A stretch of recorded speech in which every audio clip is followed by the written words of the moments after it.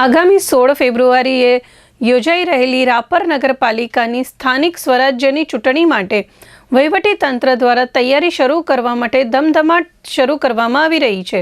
આ અંગે જિલ્લા કલેક્ટર અમિત અરોરાના વડાપણ હેઠળ અંજાર પ્રાંત અધિકારી એસ.જે. ચૌધરી દ્વારા નિષ્પક્ષ રીતે મતદાન અને મતગણતરી થાય એ માટે કામગીરી શરૂ કરવામાં આવી છે। આ અંગે માહિતી આપતા પ્રાંત અધિકારી અને નગરપાલિકાના ચૂંટણી અધિકારી એસ.જે. ચૌધરીએ એક મુલાકાતમાં જણાવ્યું હતું કે આગામી 16 ફેબ્રુઆરીએ રાપર નગરપાલિકાનું મતદાન થશે, જેના માટે 200 જેટલા કર્મચારીઓને સ્ટાફ માટે તૈનાત કરવામાં આવ્યો છે।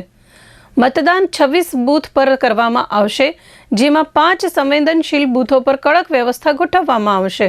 શાળા હાઈસ્કૂલના 14 મકાનોમાં બૂથ બનાવવામાં આવશે, જેમાં રાપર નગરપાલિકાના કુલ 23,111 મતદારો છે, જેમાં પુરુષ 11,724, સ્ત્રી મતદારો 11,387 છે। કાયદો અને વ્યવસ્થા જાળવવા માટે 150 જેટલા સુરક્ષા કર્મચારીઓ તૈનાત કરવામાં આવશે। ઉપરાંત round the clock police patrolling કરવામાં આવશે। આજથી તમામ કર્મચારીઓને ઈવીએમ મશીન સહિતની મતદાનને લગતી તાલીમ આપવાની શરૂઆત કરવામાં આવી છે।